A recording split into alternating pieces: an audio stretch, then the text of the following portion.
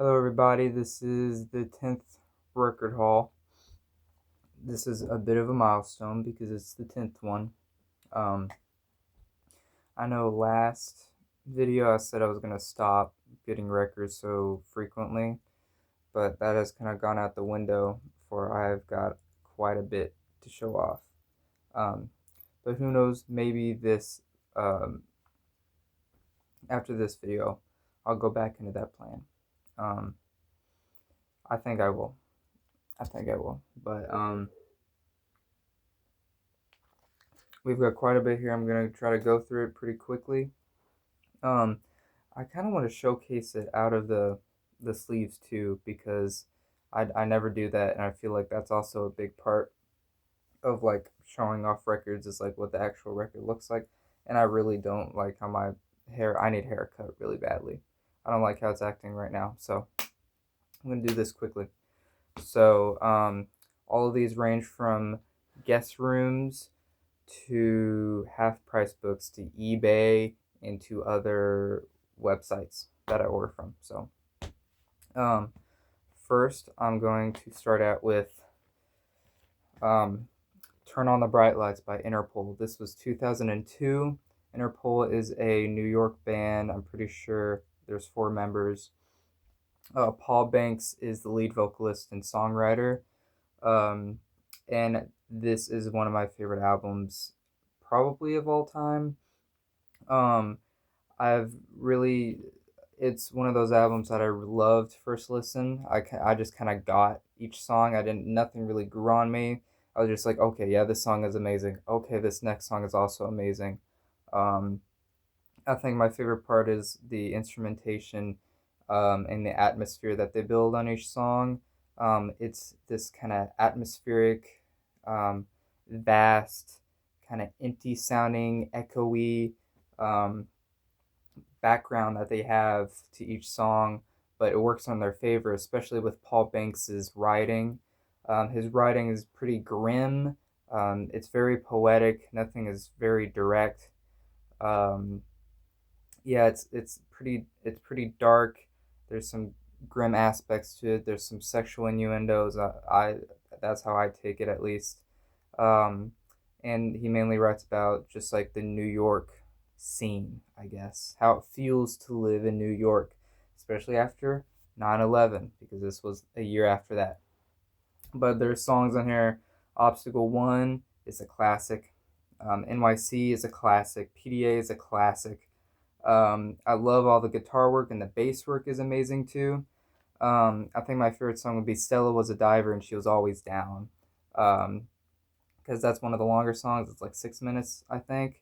Um, but yeah, each song is great on its own.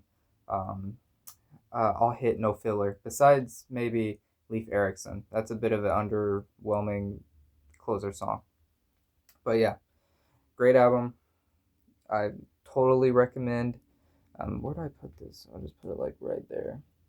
I don't want to warp it. That should be fine. Um, Next, I have Prince, his second album, and his self titled. I don't listen to a ton of Prince. I'm not the biggest Prince fan. I haven't listened to nearly as much of him as I probably should have to really appreciate what he's done with the funk R&B rock genre.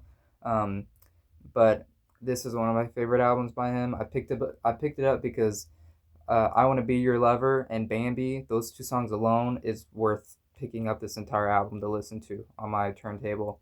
I want to be your lover I want to be your mother and your sister too. I love that. That's like part of the chorus of the first song. Very funny. um, Why You Want to Treat Me So Bad is also really good. All the songs on side A are amazing. Sexy Dancer is all right. I think Bambi is amazing. Just I Want to Be Your Lover and Bambi are just two just phenomenal songs to me. They jam on here, but it doesn't get repetitive as with some other kind of funk and R&B um, music. I think everything done here is done very well, and I actually think this is a pretty underrated Prince release. I don't see anybody talk about his self-titled as much as Purple Rain, Sign of the Times, 1999, and whatever.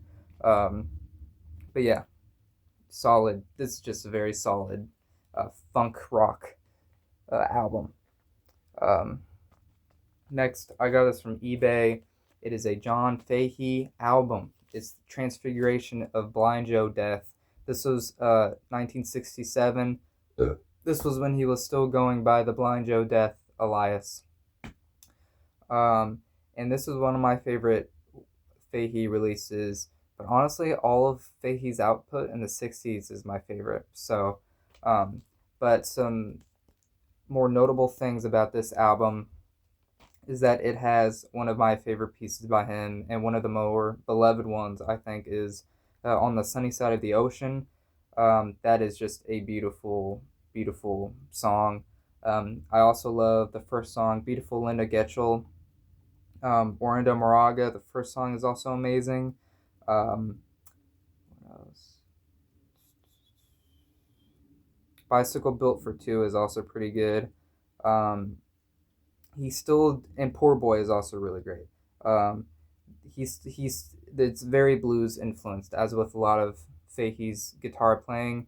Um, he does some slide stuff on here, but everything just sounds so good. He's just such a solid American primitive guitar player. He's phenomenal. I love him. This is just a solid album by him. If you want to check out John Fahey, this would be a good first one to check out. But honestly, actually, yeah, no, that one would be a good one because some of his other ones after this one is a bit experimental, like Days Gone By, and I would even say America, maybe. Um, but love that release. Um, this is Don Caballero. What Burns Never Returns. I got this from Guest Rooms. It's just a phenomenal instrumental, um, uh, I guess, math rock album. That's what people would probably call it, is math rock. Um, it's very drum focused. The drummer of Don Caballero, uh, Damon Che or something. He's just a incredible drum player, um, or drummist. I don't know. Um, Drummer. What am I thinking? Sorry, but he's an incredible drummer. He's got eight. He's probably got 8 arms or 16 arms even. Um, but the first song on here, Don Caballero 3, is amazing. Um, Delivering Groceries, 138 beats per minute, is also really good. That's one of the heavier songs on this. And the second song with a really long title is really good too. Um, Most of the music on here is very, like I said, beat focused, not really melodic. But when there are some melodic pockets, mainly achieved by the guitarist, they are beautiful. They are very impactful, very effective. Um, it's like seeing a flower that is alive amidst a bunch of dead roses. It's like that vision, if you know what I mean.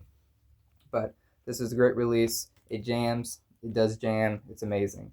I know I said I was gonna take the records out, but I've got like a time limit on my phone because I have not enough storage to even do this. I've got like 12, 22 minutes left, maybe. Under that, under 22 minutes. But anyways, sorry. I'm a mess. Okay. This is Guided by Voices, 1997, Under the Bushes, Under the Stars. This is one of my more favorite Guided by Voices releases. Um, then again, I've only listened to Alien Lanes and B1000 and Propeller. But something that differentiates this album from those other ones is that these songs sound more full fledged.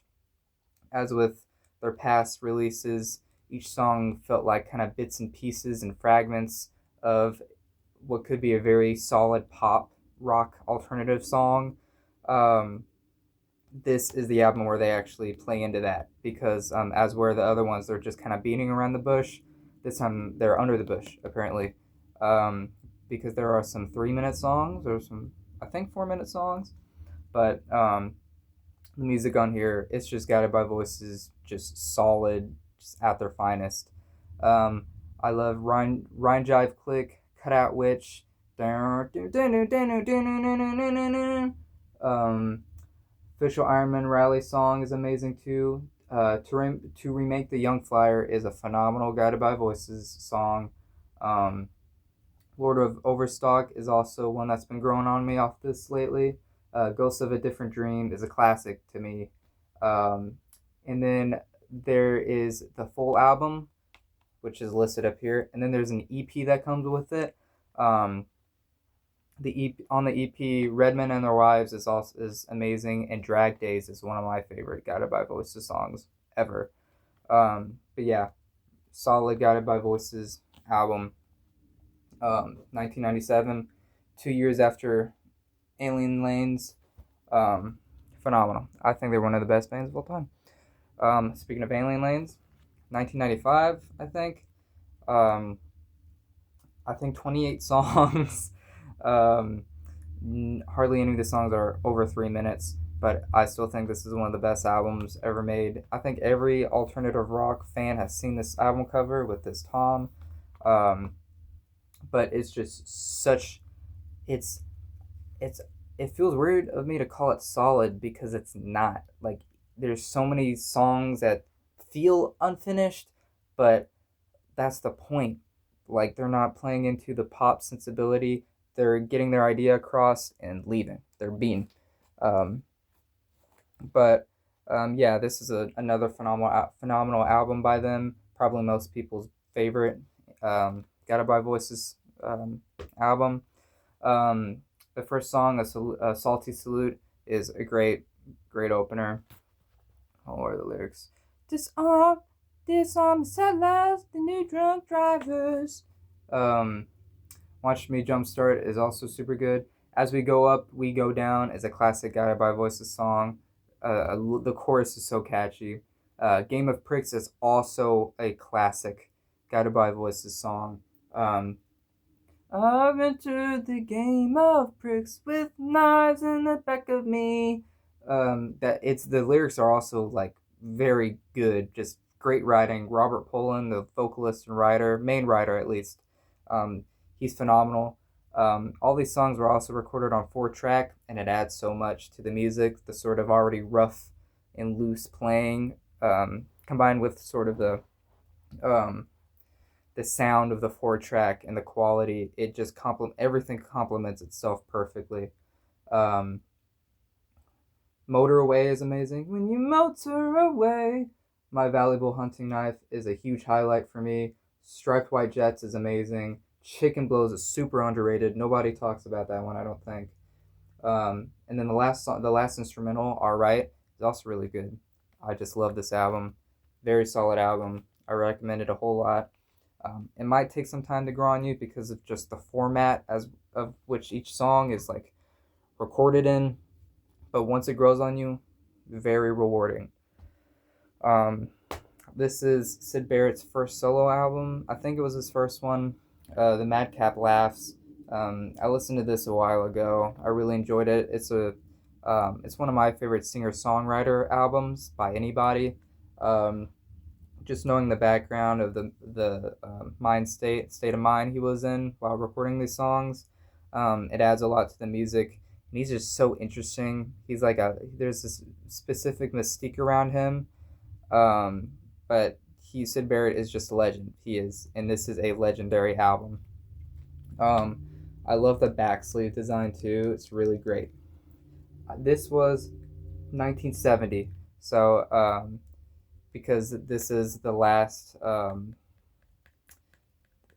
This was after he left Pink Floyd. So my favorite songs are Terrapin, I Really Love You, and I Mean You. Here I Go is also really good. No Man's Land is great.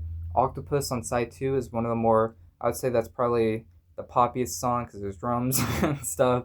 Um, and then Late Night is also a very pretty song, which is the last song. His writing on here is batshit insane. I don't know what he's talking about most of the time. The only direct lyrics I can think of are the ones I just sang on Terrapin, where he talks about loving somebody, and I mean you.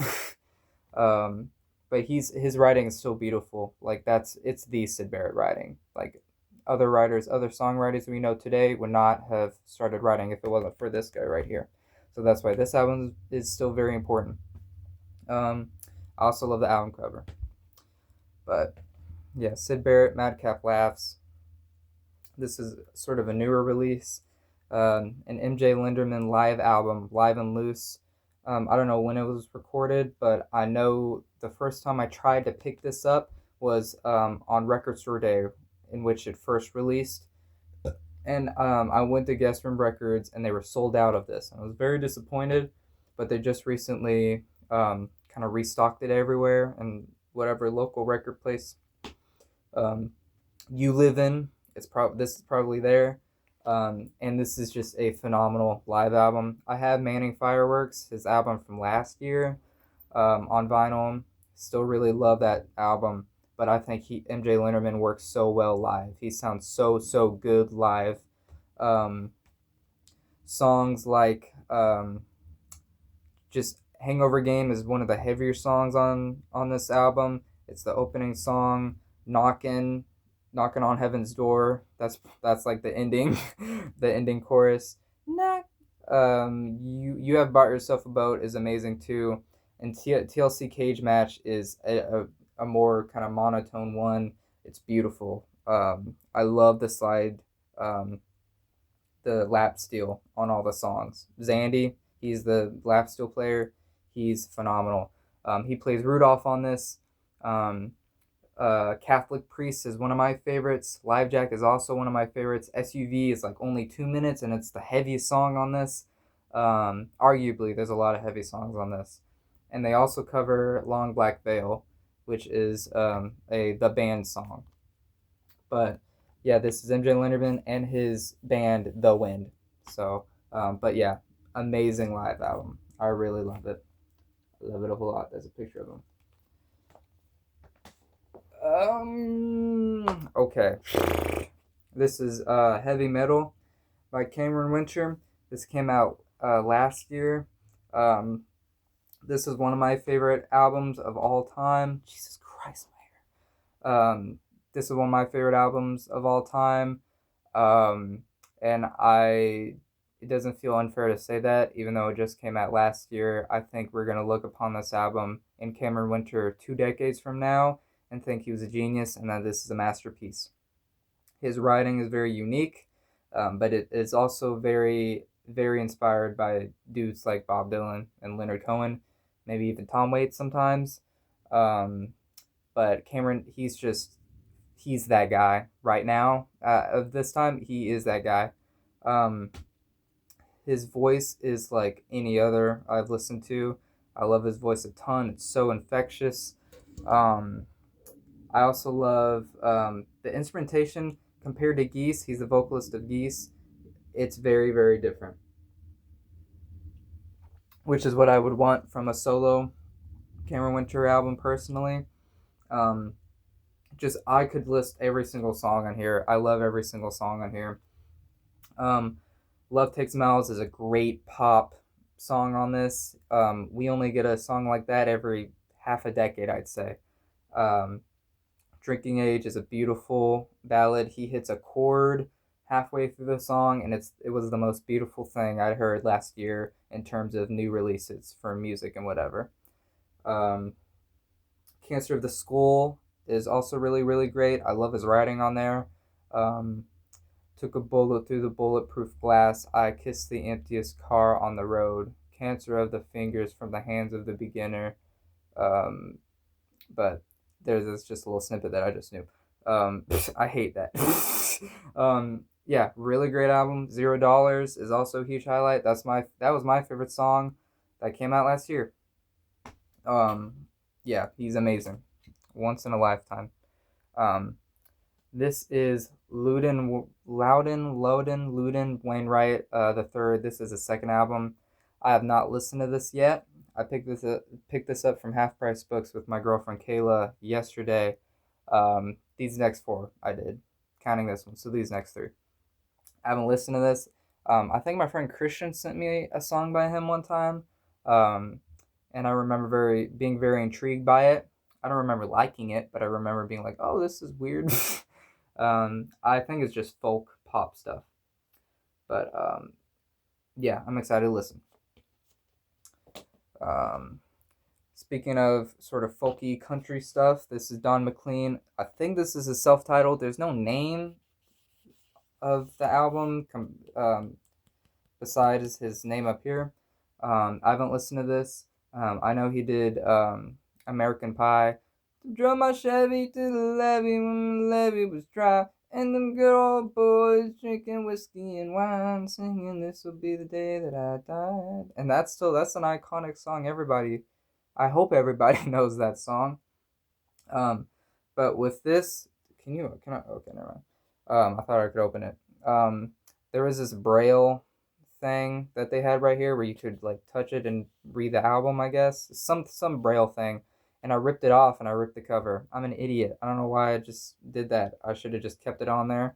Um, but yeah, I picked it up because of the album cover mainly. So I'm excited to listen to that.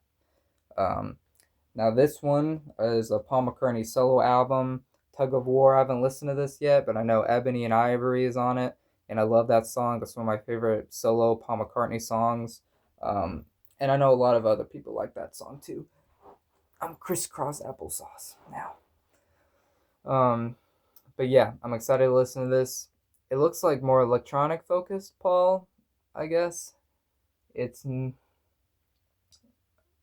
82, so this is out of the 70s. So 12 years after the Beatles broke up, I think 13. Um, but I'm excited to listen. Ebony and Ivory is the last song. Holy moly! All right, I didn't know that. Um, all right, this is I don't know. Actually, I haven't listened to this album yet. I think it's the Beatles, and I think it's Sgt. Pepper's. It is. It's both actually. This was 1966 or 67. Um, it doesn't say actually, which is kind of surprising because actually I'm sure everybody knows when fucking Sgt. Pepper's came out, but it's in stereo. Um, I like it. It's all right. I have a few Beatles albums that I like more than this. That I listen to more than this. Lovely Rita is a really great song. Fixing a Hole is actually an amazing Beatles song. I won't hold that against them. Um, Getting Better is also amazing. Um, and benefit for the or being for the benefit of Mr. Kite is a pretty badass song too, just instrumentally. That's where I would hear the defense of nobody was doing shit like this by the Beatles, because that is an insane song. And A Day in the Life is also magnificent. That is all I'll say. I hate Within You Without You. Hate that song. I think it's annoying.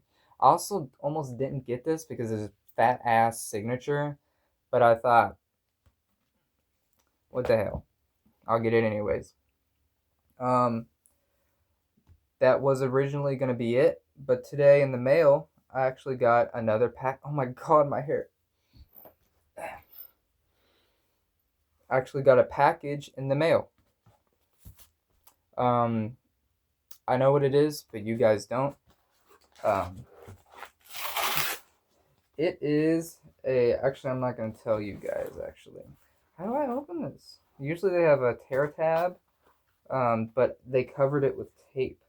Um, Actually, it's easy. It's easy to open. Um, I was talking about Guided by Voices earlier. Um, this is another Guided by Voices album. This is B1000. Ooh, shoot, which way is it? It's this way, I'm pretty sure. This is B1000. Ooh, look at this badass sticker. I got it off a Turntable Lab. And they're great. Their prices are good too. Um, I was very excited to have this because now I have the three big Guided by Voices albums. I listened to the other two more than this one, but Hardcore UFOs is amazing. Tractor Rape Chain is a classic Guided by Voices song that I really love. Smothered in Hugs is amazing. It's sludgy, it's heavy. Echoes Myron is also really good. Um, I'm a Scientist, that's another classic. I think that's the most popular off of this. And Queen of Cans and Jars is also a really good song. But yeah, I'm excited to listen to this one.